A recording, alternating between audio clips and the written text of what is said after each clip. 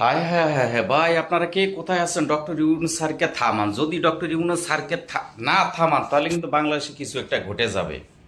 কারণ ডক্টর ইউনূস জাতিসংঘের মহাসচিবকে এনে আপনার পাঞ্জাবি পরিয়েছেন, টুপি পরিয়েছেন, ইফতারিও করিয়েছেন। যদি ডক্টর ইউনূস যদি বাংলাদেশি ইলন মাস্ককে নিয়ে আসে, তাহলে বাংলাদেশ আর কিন্তু উন্নয়ন থেকে আর কেউ বাধা দিতে পারবে না।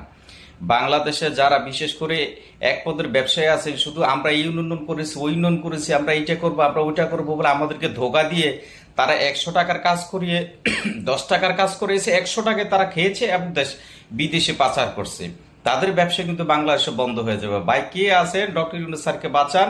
তারা হলে বাংলাদেশ কিন্তু পরিবর্তন হইতে গেলে আপনার আর বাধা দিতে পারবেন না। আপনাদের আর কিছুই আপনাদের আর কিছুই করার থাকবে না। ডক্টর ইউনূস স্যার যদি এই কাজ করে, বাংলাদেশের উন্নয়ন থেকে আর কেউ বাধা দিতে পারবে না।